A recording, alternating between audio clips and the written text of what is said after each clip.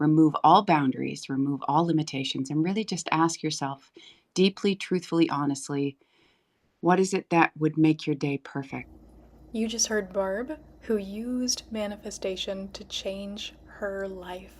Stick around to the end to hear more from her.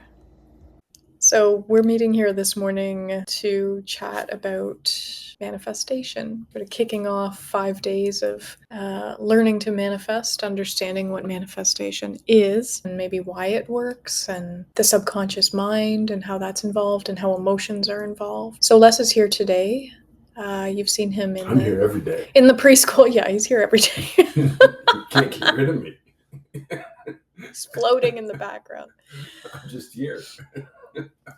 Um, You manifested me. That's right. Yeah, I did actually.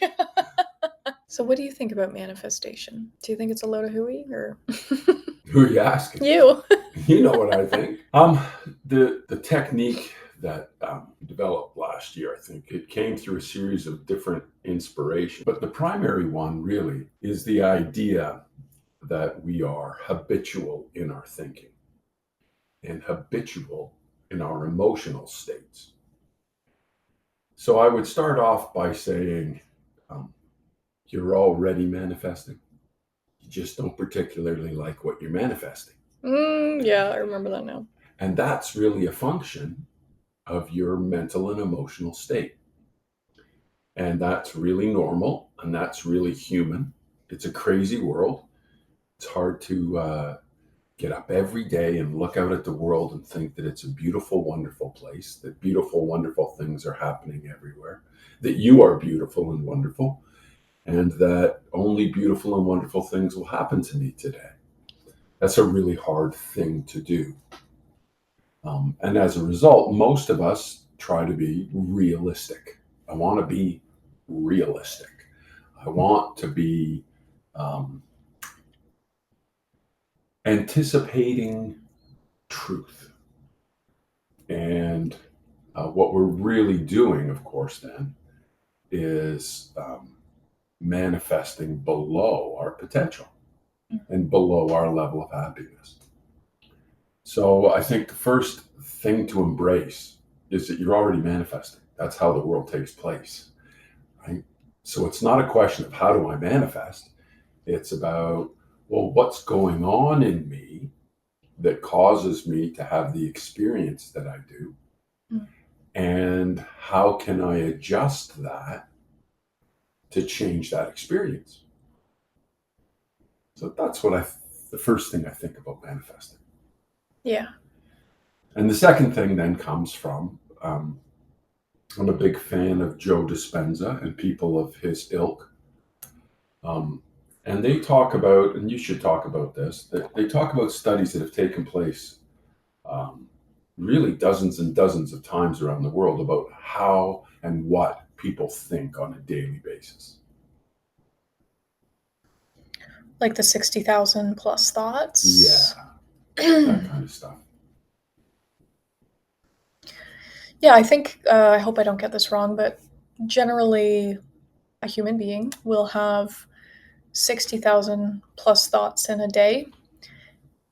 And when we go to change those thoughts, we're not looking to change 100% of them all at once. But to backtrack just a moment, 90%, 95%, 90% maybe, we have thought yesterday, right? Yep. So think about the thoughts you're having today. Chances are most of them you had yesterday as well. And so And those thoughts are negative. Yeah, exactly. So the numbers vary by the study, but it's anywhere from 60 to 120,000 thoughts a day.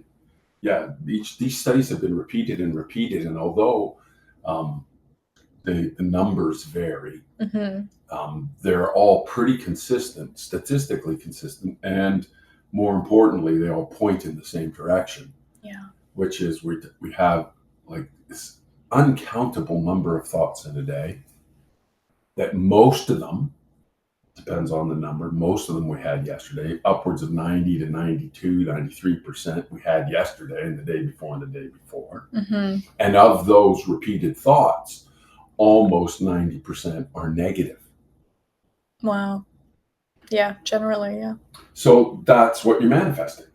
Yeah. So start there and just say, well, if this is what's going on in my mind, I can't really call that a positive state. I can't really call that an emotionally happy state, Mm. right? Yeah. And that's going to be the thing that I'm using to create my day. Even if you're not into the quantum and collapsing things from the field, Mhm. and the idea of your your ability to create through thought, you do obviously, you can't argue with what I think is going to impact my behavior. Yeah, it's funny, and maybe I'm jumping ahead too far here, but just on that note, um, working with clients over the last 6 years, it's so easy, and I start to see it. It's so easy to see how um, down thoughts, negative, let's say stuck thoughts, negative thoughts, impact our life, right? And we want to change that. But everyone goes into woo woo territory when we start to say, well, actually, positive thoughts can affect your life. Hmm. Right? How does that work? It just blows my mind that we don't get that.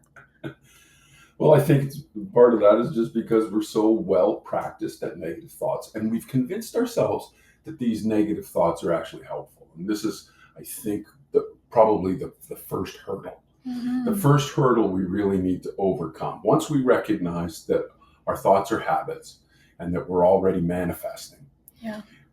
we have to realize that our negative thoughts or our anticipation of negative events, right? So that's the way I like to structure it. I have an anticipation of a positive event, and I call that excitement, right? And I have the anticipation of a negative event, and I call that worry. Yeah. Now, let's just embrace the idea that the future is truly an illusion. It doesn't exist. Mm-hmm. It's not there. In fact, it's the choices we make now in this moment that will affect what comes about in the next moment. So the present is we have complete control, and the future is just a dream. Now, that dream can be, this is the way I always say it to my clients, a dream can be a nightmare, Yeah. but a dream can also be um, beautiful Yeah. and glorious. Yeah. So, which do you want? I want the beautiful, glorious Well, nightmare. No, I'm just kidding. for a lot of people, they believe that by anticipating negatively, they prepare themselves. Yeah. And I suppose you might prepare yourself because you're going to create something negative, but you also, by anticipating positively, Mm-hmm. open the door to something else. Anyway, the whole thing's a dream. The future doesn't exist. It's your chance to create it. You can anticipate negatively, you can anticipate positively. And why the heck would you anticipate negatively? It doesn't actually help. Yeah. Um, do you think I know I struggle with this sometimes. Do you think some people feel like they don't want to be seen as living in a rainbow bubble of unicorns? Like they want to be serious, right? You got to be serious to get through this life. Well, when you add to the idea of worry, Mm-hmm. um, this self-consciousness that we all have, Yeah. worried about what other people think about us, Mm. powered by a desire since we were little kids, and we were programmed, right, Mm-hmm. to try to be doing the right thing, Yeah. whatever the heck that means. And whatever the right thing is, we probably received that as a limiting belief Mm. from people who love us, Yeah. right? Our parents are going to tell us, you know, you can't live in an airy fairy world. Yeah, our parents are going to tell us you need to be prepared. Yeah. Our parents are going to tell us you need to anticipate the awful things that are out there in the world, and they're doing that in a desire to protect us. Yeah. We can't project a negative intent on their part. It's a positive intent, but it comes back to, since the time we were little, we are trying to do the right thing, and the right thing is to be ready for something to go wrong. And Yeah. that's a deep program in all of us, and in some of us particularly problematically. Yeah. I just want to take a quick moment to shout out to Barb. She's joined us on our podcast this morning. Welcome, Barb. And we love it when people show up. Yes. We're just getting this podcast going. This is going to be available on our main podcast, Coffee with Hillary and Les, that you can find out there in the podcast verse, Apple and Spotify. So go check that out. There's over 100 bite-sized podcasts to listen to from our business, talking about the mind and how helpful we can be with it, and using techniques to help us feel better. Well, that's the idea, flipping the script. Yeah, exactly. So last year, I was listening to a recording of Joe Dispenza, because I just think he's brilliant, and he distills everything really well. He's a good teacher. Mm-hmm.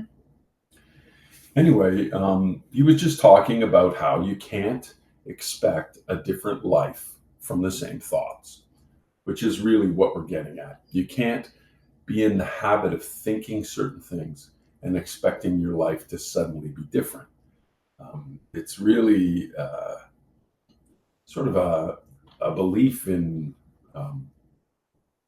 magic. Mm-hmm. To say that I can be negative, feel negative, think negative, anticipate negative, but good things are going to happen to me. On the quantum level, we create from our vibrational thinking. But on the physical level, our actions will be determined by the way we are interpreting the situations in front of us. And if we have the habit of interpreting the situation as an attack, a problem, an issue to be avoided, then that's the kind of thing our behavior is going to reflect. Our behavior is going to engage that. We're going to say no to opportunities. We're going to be fearful of things that we don't understand. We're going to be reserved and resistant to change, because change is risky. These are the things that actually lead to a positive experience. The taking advantage of opportunities, you're saying, leads to positive experience. And I think, to talk about the subconscious mind, we've been talking about the subconscious mind for forever and a day now together over the last, I don't know, when did we start down the subconscious mind route? When you started your hypnosis training, Mm-hmm. And even before that. But when we imagine, we use visualization, we use senses, just pretending in our mind, whether that's feeling, it doesn't have to be a theater experience, right, for it to work, but bringing all the senses and emotions into action really help to, at a neurological level in the mind, in the brain, let's say, develop those pathways and deepen those pathways to have your mind accept that, wow, you know what, like, maybe this is plausible. Maybe this reality is something that I can get behind. And then you're more open, I think, to the opportunities when they present themselves. Yeah, you really enter your life in a more soft and open way, without all the negative anticipation. What I'd say is the next sort of reframe is embrace the idea that imagination is not just for kids, right? Yeah. Imagination is for everybody. Imagination is cultivated in children. We don't need to cultivate it much because they're just inherently creative. Everybody is. They're inherently desiring to be creative, to live in a world in their mind. My opinion is that they're still more closely identifying with their previous spiritual self than they are with their adult human self. They still have a lot of the tendencies that a spirit might have as they enter a body and begin a life before it's all been sort of trained out of them. That's, to me, a big part of it. But as an adult, you look at a little kid, and a little kid will be lost in imagination, talking to themselves and playing with their toys, or out in the yard spinning around, and they're somewhere in their head and somewhere lost in their imagination. And it's a beautiful thing. We look at that and we think of it as a beautiful thing. And then we think that an adult that might do that is crazy. Again, the programming that we receive as we grow up is not always helpful. And so, to just dive into imagination just for the fun of it once in a while is an incredibly uplifting thing. Yeah. That alone will have a huge, powerful effect on your mood. It will start to change these habitual thoughts. It will open the door to a willingness to consider that life could just be one joy after another, instead of one thing after another, right? It's just the way we really live our lives. Anyway, so, it doesn't matter if you're coming at this from a science point of view, from a spiritual point of view, from a beingness point of view. What matters is imagination is for everybody. Yeah. It's one of those wonderful things we can do with our mind. And taking some time to do that changes those habitual thoughts. Yeah. I think one of the things I notice when I work with people on this type of thing is they get excited about the potential, about wanting something new in their life, but then they get ahead of the thought and say to themselves, well, I haven't seen anything that has made me ever believe that that's a possibility, so I'm not sure it is a possibility, right? And then, of course, we deep dive into limiting beliefs and release some stuff.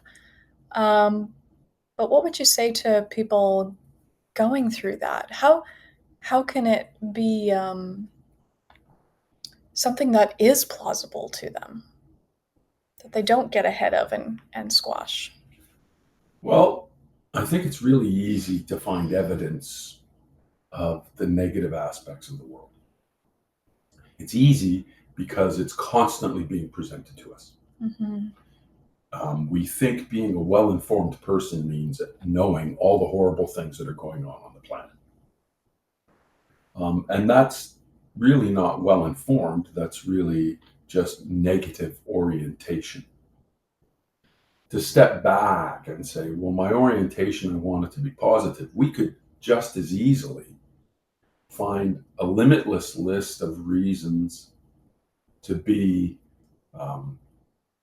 positive in our orientation. The sun is shining in my face right now and it's beautiful, and it's sparkling on the water, and that's beautiful. And you're beautiful. And I'm here looking at the world. I can spot, like here it is the fall, and there's still little blooms on those geraniums outside. And there's still birds flying to our feeder.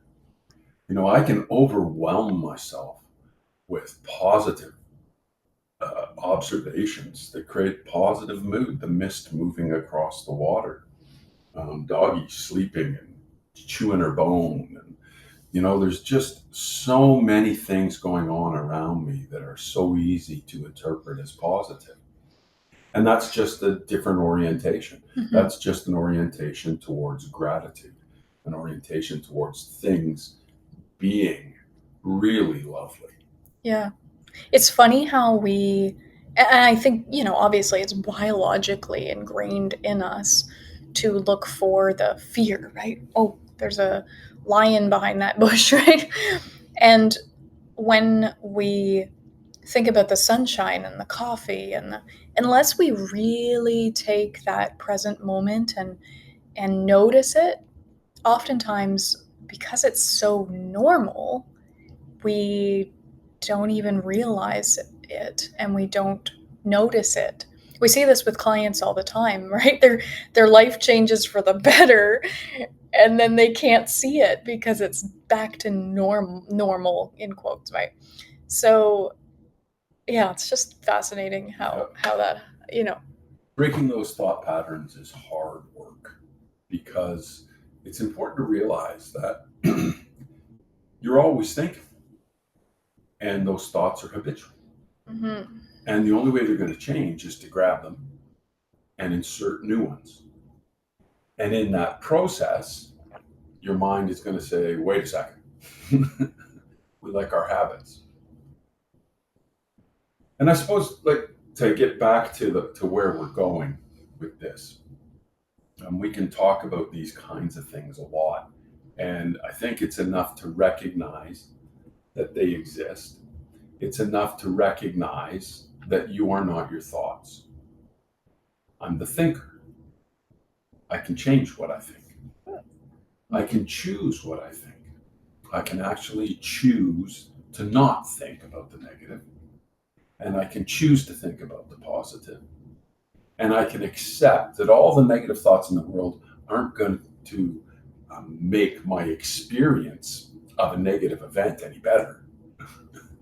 um, but positive thoughts and a positive state might make the receiving of a negative event a whole lot better.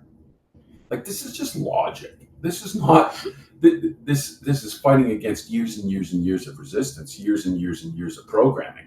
We're all very much programmed, and we have a natural resistance to these kinds of suggestions. And I've been dismissed as a bliss ninny before, and I say, well, I'd rather be that than a negative Nelly, right? like why would I want to spend my time being obsessed and negative? But as Joe Dispenza says, negative emotion embraced and held on to can become a mood. And a negative mood held on to and embraced can become an attitude. And an attitude, a negative attitude held on to and embraced becomes a personality. And if you find yourself in situations where, people don't particularly like being around you, right? Or you don't like being around particular people, you can see how that comes about, how that negative outlook can come about. And first of all, if it's somebody else, well, you just got to forgive them because that's their programming. And you got to look at them and say, hey, they just haven't had the opportunity to think differently. Mm-hmm. And if you see it in yourself, then you come back to, I am the thinker. I'm not my thoughts. I can change what I think. And then, well, what do I think? Yeah. How should I think? Well, what we developed, the purpose behind all of this, was to break that thinking pattern. Joe Dispenza says, if you wake up in the morning and you're embracing the thoughts you had yesterday, which were all negative, then you can't really reasonably expect today to be any different. Yeah. It's just not going to happen. So how do you deliberately then embrace positive thoughts? And so what we thought was, let's develop a questionnaire where people will be forced to sit and think about what a perfect day would look and feel like. Mm-hmm. And that's the hard part of this. The hard part of this exercise, the hard part of this opportunity is to take the time, set aside the time, let the imagination flow, don't put restrictions on it, and just imagine what would a perfect day be like. And these questions that we have in our questionnaire just guide you through that process. But I really encourage you two things. First, set aside at least an hour for this and enjoy it. Like a little kid pretending in the yard that they're dancing in the flowers and that the world loves them, right? So take the time to do that. Um, and the second thing is really think big and think detailed. Make this huge. Make this the perfect life, and think about the details, right? The tiny little details, the little things in life that really make you happy. For me, the sunshine in my eye is one of those things. I sit in this chair every day and the sun blinds me and I love it, right? And I know for Hillary, I'll just use the word and let her go. Coffee. Yeah, I get, I get excited for my coffee when I go to bed. So, yeah. It's the little things in life that matter. So you do this exercise of filling out a questionnaire, and then we turn it into a meditation. Yeah. We've already sort of programmed our AI. I've made AI make a lot of these, and I've given it lots of feedback. And AI can tell a really beautiful story. And if the details come from you, and the settings come from you, and the important events come from you, AI has an amazing way of telling it back to you in a way that your mind is open to. Because these are words. As hypnotists, what we do all the time is write down what the client says. And we write it down because they've already given us the words that they need to hear. They don't want my words. They don't want suggestions coming in my language, my terminology, my lexicon. They want suggestions coming to them from their language, because that's already what their subconscious mind is open to. They've already told you, they've given you the secret, right? That their subconscious mind is open to these words. And AI, we programmed AI to figure that out, to understand, to give those words back. Anyway, so we take that and we create a 10 to 15 minute meditation. We put a little intro on it to try to address some limiting beliefs that might get in the way of the experience. And then we put it in a recording with some wonderful music. We'll even put some binaural beats on it to get you right into the theta state quickly. And then you listen to it twice a day for 6 weeks, and it'll change your life. Yeah. Yeah. I want to make sure people understand that it's not AI. Our voices aren't AI. No. In fact, when it comes to the voice recording, you get to choose between Hillary's golden tones and my deep vibrato, and you get to choose whatever one feels that you would be most open to. Yeah. The one that you would like to hear. And in fact, this exercise, you can try it, and if you like it, we can send you the script and you can record it for yourself. Yeah.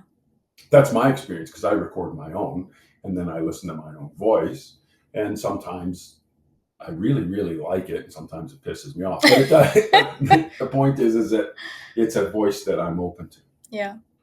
I remember, it brings me back, I totally forgot about this actually, is years ago, after I took HypnoFit training, part of the training is there's homework in around the 6th or 7th session, and you're supposed to the client writes out their perfect day, and then they come to me, and then I read it back to them, right? And that I remember it was everybody's favorite, because they could just go into storybook land, right? Mm-hmm. It was like reading to a child, storybook at night. Yeah, imagination isn't just for kids. And Yeah. spending time in your imagination positively will evoke positive emotions. And so if you come to the table with the fundamentals of manifestation, law of attraction approach theory, then the thought is the request, and the emotion is the magnet that draws it to you.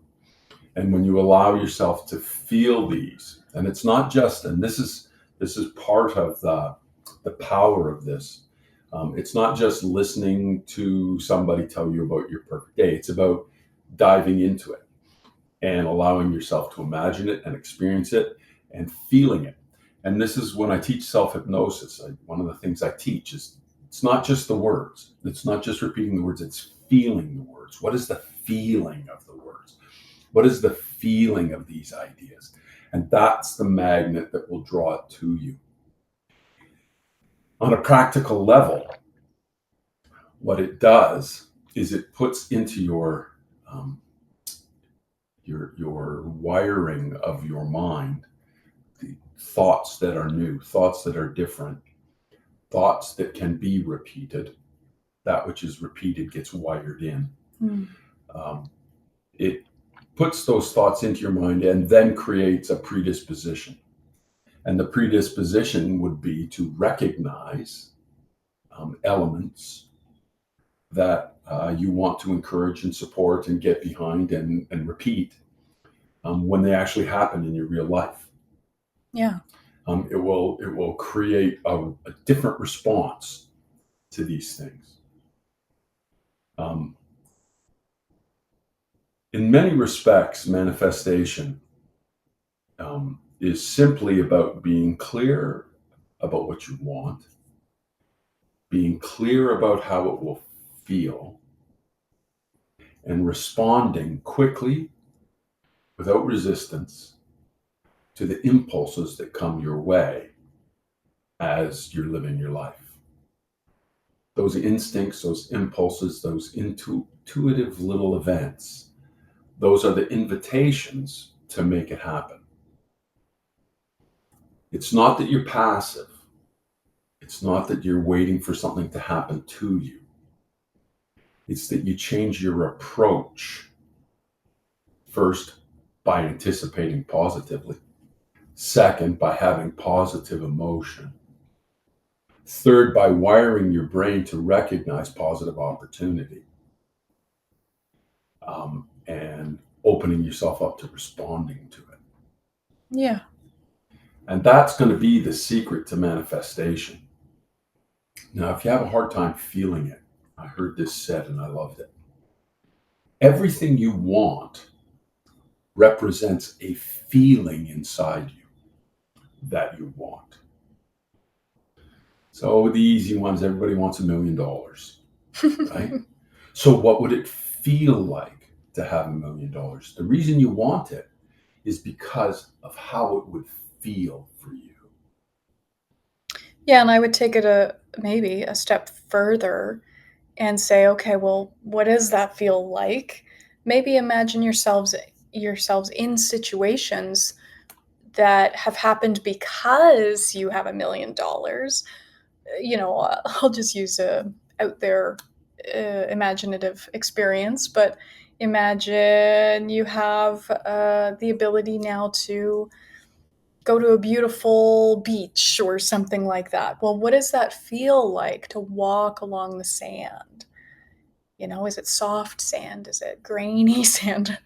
Are there rocks? Are there beautiful shells? How's the water coming in? Is it warm there? What does that feel like? That's I would say that's maybe a next step if somebody can't get into the feeling of, well, what does $1 million feel like? Well, you're talking about something really, really important. A lot of us confuse what we want with how we get it. So let's say what I want is to get up leisurely in the day and not be filled with the kind of negative anticipation and fear that I don't have enough money. And I want to feel like I have enough money. And that might actually, come to life by me having a trip to a beach. And it's not so much the feeling of the sand under my feet that I want. It's that carefree feeling of I am free to experience this beach. Mm. These are the emotions to go after, right? It's not the emotion of somebody handing you $1 million check. That's the means to the emotions that you're really seeking, right? So a lot of us, we get trapped in, this is what I want. I want that job, or I want that person in my life, or I want that amount of money in my bank account. But what they represent are states of being, and to try to replicate that inside you. And that's what this exercise tries to do. It tries to give you those kinds of personal rewards that come from living your perfect day, living your perfect life. Yeah. And I think on a final note before we go here, I think it's it's important to release the outcome. Releasing, I heard from actually Barb yesterday, the releasing of boundaries, the releasing of the constraints that we often put on, well, this is how this is going to happen, right? Be totally open to how things might happen, right? There's a nice prayer. There's a nice prayer for the day. Universe, creator, source, mother, father, God, whatever word connects you to all that is. The prayer is, make me wildly open to receive. But if you want one of those recordings, just reach out. It's actually in the classrooms right now. It's there. We can create that for you. But thank you, Barb, for hanging out with us. If you want, you can unmic yourself. Wow. I'm on the line.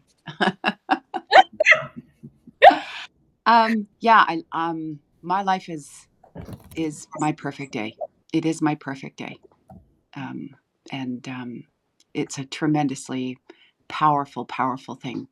If you can truly, as Les says, take the time, do the questionnaire, deeply do the questionnaire, remove all boundaries, remove all limitations, and really just ask yourself deeply, truthfully, honestly, what is it that would make your day perfect? I'm not saying that a yacht isn't on your list, but let's not get into all the yachts and the $1 million. I want you to ask yourself what would actually make you joyful each day, what would actually bring full heart, full love in your day. Yeah, just it's got to be heartfelt, truly, deeply heartfelt. Where you think your place of joy is, and I'm in my place of joy. I'm deeply in my place of joy. And for anybody who knows my life, you know how this is just beyond anything I could have ever imagined. And there were no limits and no boundaries, and no one would ever have thought it possible. But I am here. Yeah. All the way. I hope you don't mind me saying this, but all the way down to the cushions and blankets. I love it.